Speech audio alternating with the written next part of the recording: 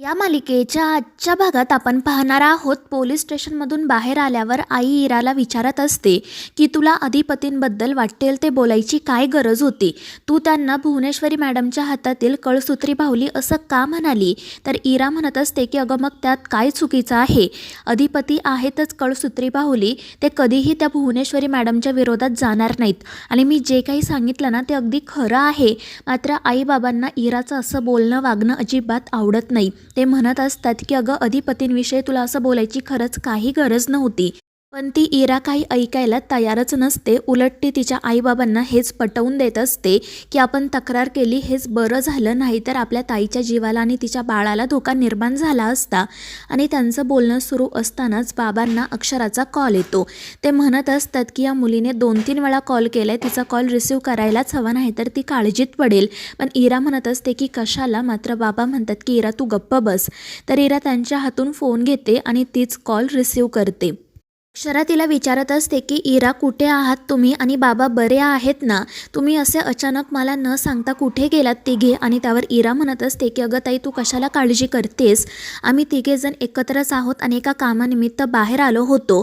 थोड्याच वेळामध्ये घरी पोहोचू, तू काळजी करू नको. आणि ती लगेच फोन कट करते. तर दुसरीकडे इन्स्पेक्टर साहेबांचा फोन आल्यानंतर अधिपती काळजीत पडतो. तर भुवनेश्वरी नाटक करत त्याला म्हणत असते की तुम्ही काही काळजी करू नका अधिपती, आम्ही त्यांच्यासोबत बोललो आहोत. नक्की काय घडलं हे कळले आम्हाला. आता आम्ही पोलीस स्टेशनमध्ये जातो, नाहीतर पोलीस आम्हाला घरी अरेस्ट करायला येतील आणि ते आम्हाला चालणार नाही. सुनबाईंनी शेवटी हा दिवससुद्धा दाखवलाच आम्हाला. पण अधिपती म्हणत असतो की नाही आईसाहेब, नक्कीच काहीतरी गैरसमज झालाय. मास्तरीनबाई असं काही करणार नाही, आमचा त्यांच्यावर पूर्ण विश्वास आहे. मात्र भुवनेश्वरी हसतच म्हणते की अधिपती अजून किती विश्वास ठेवणार आहात तुम्ही त्यांच्यावर. बघितलंत ना त्यांनी काय केलं ते. मात्र अधिपतीचा या सगळ्यावर विश्वास बसतच नसतो.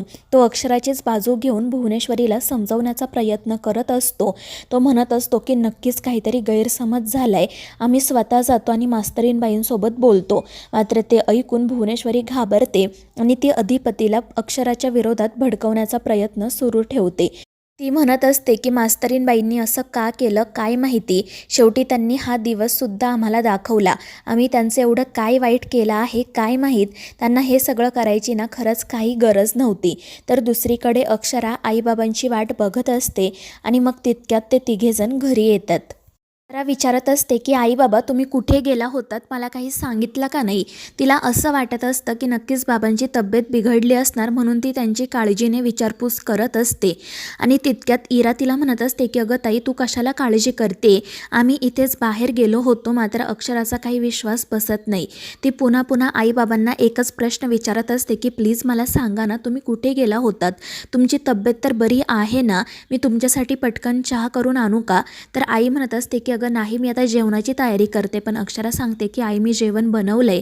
तर आई विचारत असते की कशासाठी, तू आराम करायचा ना. तर अक्षरा म्हणत असते की नाही आई, मला काही कळतच नव्हतं तुम्ही कुठे गेला कधी येणार, म्हणून मग मी स्वयंपाक बनवून ठेवला. तर इरा मध्येच म्हणते की अगं ताई ठीक आहे ना, आता आलोय आम्ही घरी, आता आपण जेवण करून घेऊयात.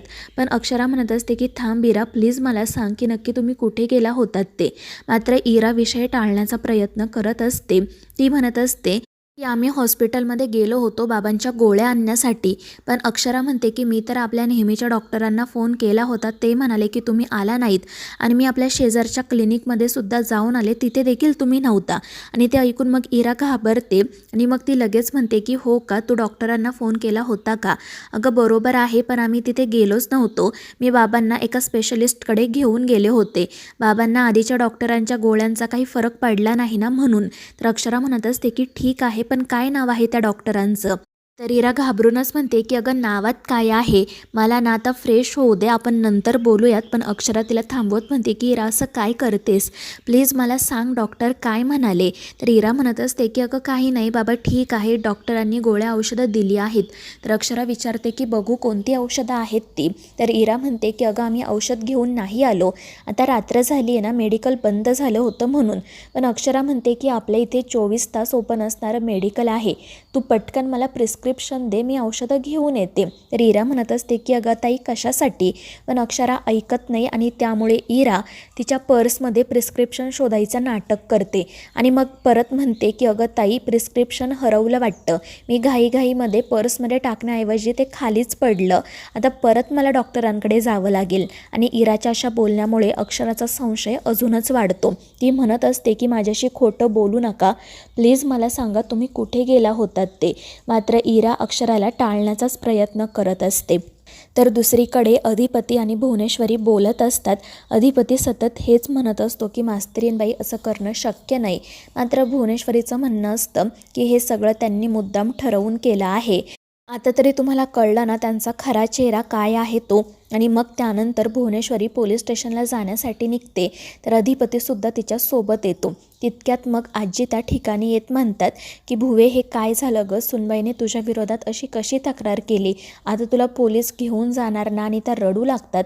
पण अधिपती त्यांना समजावतो की आजी काही होणार नाही, तू काळजी करू नको, मी सुद्धा आईसाहेबांसोबत पोलीस स्टेशनमध्ये जातोय, काय प्रकार आहे ते बघतोय. आणि मग ते दोघेजण घरातून बाहेर पडतात. तर दुसरीकडे अक्षरा खूप वेळा आईबाबांना विचारत असते की जे काही घडले ते मला खरं खरं सांगा प्लीज, माझ्याशी खोटं बोलू नका. पण इरा सतत तिच्याशी खोटं बोलत असते, तिला या सगळ्यापासून दूर ठेवण्याचा प्रयत्न करत असते. पण मग शेवटी बाबा म्हणतात की थांब इरा, अक्षरा माझी मुलगी आहे, ती माझ्यासारखा लॉजिकली विचार करणारच आणि आता मला तिला सत्य सांगायचं आहे. आणि मग ते अक्षराला म्हणतात की अक्षू, आम्ही हॉस्पिटलमध्ये गेलो नव्हतो, आम्ही पोलीस स्टेशनमध्ये गेलो होतो. आणि ते ऐकून अक्षराला धक्का बसतो. ती विचारते की कशासाठी बाबा. आणि मग त्यावर ते काही उत्तर देणार इतक्यात इरा पुन्हा खोटं बोलत म्हणते की अगं काही नाही, आमच्या घरात ना एक छोटीशी चोरी झाली होती, त्याच विरोधात तक्रार नोंदवायला आम्ही गेलो होतो. मात्र बाबा म्हणतात की इरा खोटं बोलू नको. आणि मग त्यानंतर ते अक्षराला सांगतात की आम्ही भुवनेश्वरी मॅडमच्या विरोधात तक्रार नोंदवण्यासाठी पोलीस स्टेशनमध्ये गेलो होतो. आणि ते ऐकून अक्षराच्या पायाखालची तर जमीनच सरकते. तर दुसरीकडे अधिपती आणि भुवनेश्वरी पोलीस स्टेशनमध्ये येतात. अधिपती तर दादागिरी करतच विचारतो की कोणी फोन केला होता आमच्या आईसाहेबांना. तर ते इन्स्पेक्टर साहेब म्हणत असतात की कोण आहात तुम्ही आणि हे सगळं काय चाललंय. तर अधिपती म्हणत असतो की तुम्हाला माहीत नाही का, या आहेत थोरल्या सरकार, ज्यांना तुम्ही मगाशी फोन केला होता ते. त्यावर ते इन्स्पेक्टर म्हणतात हो का, मी तुम्हाला चौकशीसाठी बोलावलंच होतं. तर अधिपती म्हणत असतो की आम्हाला चौकशीसाठी बोलवण्याच्या आधी आम्ही कोण आहोत त्याची चौकशी केली नाही का. तर भुवनेश्वरी म्हणत असते की अधिपती तुम्ही शांत व्हा, हे इथे नवीन दिसत आहेत त्यामुळे यांना आपल्याबद्दल माहिती नसेल, तुम्ही शांतपणे त्यांच्याशी बोला, त्यांचं काय म्हणणं आहे ते सुद्धा आपण ऐकून घेऊ. मात्र अधिपती खूपच चिडलेला असतो आणि तो त्या इन्स्पेक्टरला म्हणत असतो की त्या आमोणकर फॅमिलीने आमच्या आईसाहेबांच्या विरोधात जी काही तक्रार केली आहे ती खोटी आहे. आमच्या आईसाहेबांनी मास्तरीणबाईंना म्हणजेच त्यांच्या सुनेला लक्ष्मी मानलं, कधीही त्यांना त्रास दिला नाही. उलट आमच्या आईसाहेब गरीब महिलांना मदत करतात, अन्यायाच्या विरोधात आवाज उठवतात, मग त्या आपल्या सुनेबद्दल असं कसं बोलतील, कसं वागतील. मात्र ते इन्स्पेक्टर म्हणत असतात की आमच्याकडे जी तक्रार आली आहे त्यावरूनच आम्ही तुम्हाला चौकशीसाठी बोलावलंय, आता काय खरं काय खोटं ते कळेलच. आणि त्यावर भुवनेश्वरी म्हणते की ठीक आहे, पण जर ही तक्रार खोटी निघाली ना तर आम्ही त्या फॅमिलीच्या विरोधात तक्रार करणार. आणि त्यावर तो इन्स्पेक्टर म्हणतो की ठीक आहे. दुसरीकडे बाबांनी सांगितलेलं सत्य ऐकून अक्षरा खूप चिडते. ती त्यांना विचारत असते की असं का केलं तुम्ही माझ्या सासरच्यांविरोधात तक्रार का केली. मी म्हटलं होतं ना की मी अधिपतींसोबत बोलणार आहे, मी त्यांना सगळं समजावून सांगितलं असतं आणि मग पुढे काय करायचं याचा निर्णय आम्ही दोघांनी मिळून घेतला असता. ती आईबाबांवर खूप जास्त चिडलेली असते आणि त्यांना म्हणत असते की तुम्ही असं करायला नको होतं.